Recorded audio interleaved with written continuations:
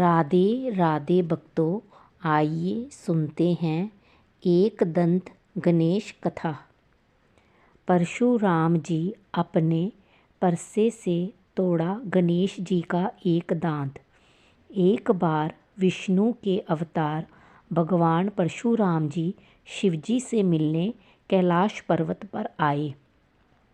शिवपुत्र गणेश जी ने उन्हें रोक दिया और मिलने की अनुमति नहीं दी। इस बात पर परशुराम जी क्रोधित हो उठे और उन्होंने श्री गणेश को युद्ध के लिए चुनौती दे दी। श्री गणेश भी पीछे हटने वालों में से नहीं थे। दोनों के बीच घोर युद्ध हुआ। इसी युद्ध में परशुराम जी के फरसे से उनका एक दांत टूट गया। कार्तिकेय ने ही तोड़ा उनका दांत। भविष्य पुराण में एक कथा आती है जिसमें कार्तिकेय ने श्री गणेश का दंत तोड़ा। हम सभी जानते हैं गणेश जी अपनी बाल अवस्था में अति नटखट हुआ करते थे।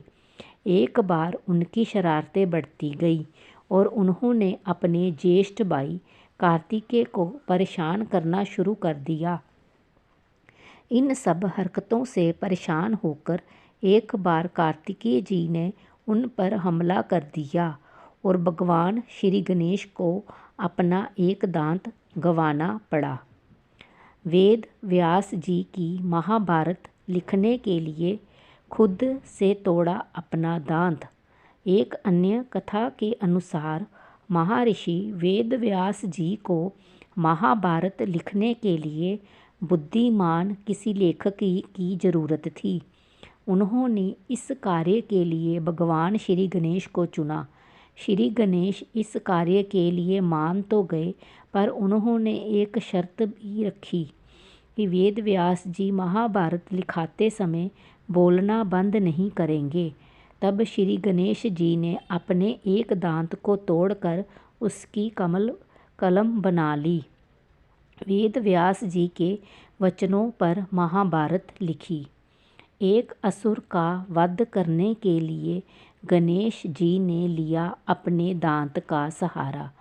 गजमुखासुर नामक एक महाबलशाली असुर हुआ जिसने अपनी घोर तपस्या से ये वरदान प्राप्त कर लिया कि उसे कोई अस्त्र शस्त्र मार नहीं सकता। ये वरदान पाकर उसने तीनों लोकों में अपना सिक्का जमा लिया। सब उससे भय खाने लगे। तब उसका वध करने के लिए सभी ने भगवान श्री गणेश को मनाया। गजानंद ने गजमुखासुर को युद्ध के लिए ललकारा और अपना एक दांत तोड़कर हाथ में पकड़ लिया। गजमुखासुर को अपनी मृत्यु नजर आने लगी। वह मूषक रूप धारण करके युद्ध से भागने लगा।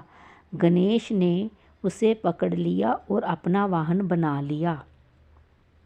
महर्षि च्यवन ने अपने तपोबल से मद की रचना की। वह च्यवन का पुत्र कहलाया। मद ने दैत्यों के गुरु शुक्राचार्य से दीक्षा ली। शुक्राचार्य ने उसे हर तरह की विद्या में निपुण बनाया। शिक्षा होने पर उसने देवताओं का विरोध शुरू कर दिया। सारे देवता उससे प्रताड़ित रहने लगे। मद इतना शक्तिशाली हो चुका था कि उसने भगवान शिव को भी पराजित कर दिया। सारे देवताओं ने मिलकर गणपति की आराधना की। तब भगवान गणेश एक दंत रूप में प्रकट हुए। उनकी 4 भुजाएं थीं, एक दांत था, पेट बड़ा था और उनका सिर हाथी के समान था। उनके हाथ में पाश, परशु और एक खिला हुआ कमल था। एक दंत ने देवताओं को अभय वरदान दिया और मदासुर को युद्ध में पराजित किया। कथा समाप्त हुई। राधे राधे। कृपया मेरे चैनल को लाइक, शेयर, कमेंट और सब्सक्राइब करें।